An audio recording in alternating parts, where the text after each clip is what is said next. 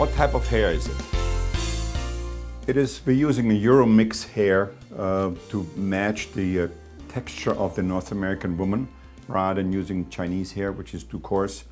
When you have an Afro-American person, you may want to order, what do you call it, Oriental hair, which we have. We call it our B quality hair, but it's on special order because the texture would be closer to the client of Afro-American. Our hair is double drawn Remy hair, meaning that all the cuticles are on the hair, therefore it feels just like the client's hair, versus the decutilized hair, which is obviously Chinese hair and is less expensive, so we don't recommend to use that sort of hair for the North American woman. Can I reuse the hair?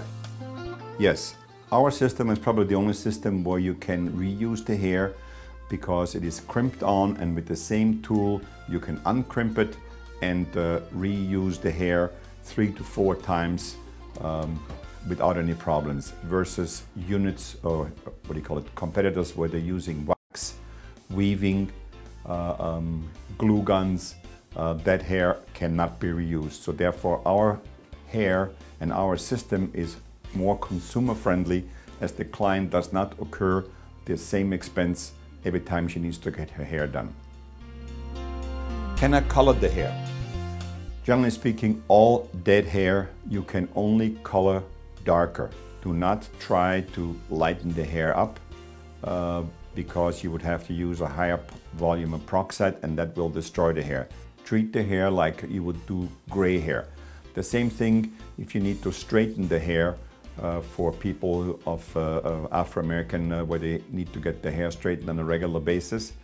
When the client comes in the first time to the store, when the extension is installed, you color or straighten her hair the first time.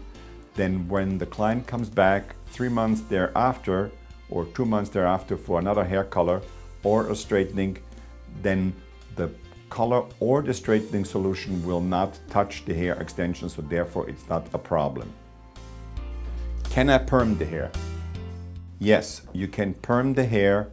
As you can see here, I have very blonde hair with a very nice perm, and the way you go about, you take the perm rollers.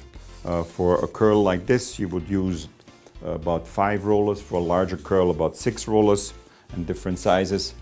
And you have to dilute the perm solution. This is very important. On blonde hair, in this case, I diluted the perm solution, 10 milliliters of perm solution with 90 milliliters of water. You don't need to buy perm for colored hair or for colored treated hair, just regular perm solution, and you dilute it. The darker the hair gets, you can go up to 50% of perm solution and 50% of water. Now the most important thing when you do a perm, obviously you have to do it before the client comes into the store, but most important is you do not neutralize the permed hair. You rinse the perm solution out of the hair for 10 minutes. Don't cheat on it. 10 minutes is important that you rinse it properly because the hair is very long, so you're going to make sure that the water goes right down to the tips. After you rinse it for 10 minutes, you let the air neutralize the hair, meaning you have to let the air or the curler sit for 24 hours before you take the rollers out of the hair. Then you would have a nice loose wave depending on the size of the curl, and the hair is not damaged whatsoever. How much will it cost? It will cost approximately $400. That's for 250 hanks as well as 250 shells. When the client comes back 4 months thereafter, you only need to replace the shells, so therefore the client cost is far lower than it would be if you would have to replace the whole thing. How much shall I charge the client? Well, really it depends on your overhead. If you take in consideration your overhead, meaning your rent, your telephone, your insurance, your lighting, your power, your taxes, whatever else, then you divide this cost by 160 hours a month, then you have your overhead.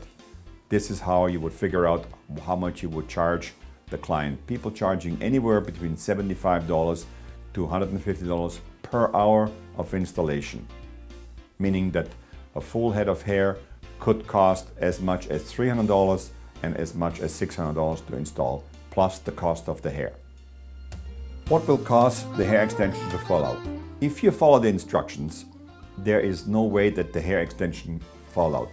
The most common problem is that the waxed piece, which is being crimped together, is not really making proper contact with the hair. If I take the hair and the waxed piece and have it together in a shell, there is no way that it would slip out. If the waxed piece is sticking out on the top, then you only have about a 20% contact with the client's hair, or if the waxed piece is too far in the shell, and again you only have about 20-25% contact with the client's hair, that's one of the reasons it falls out.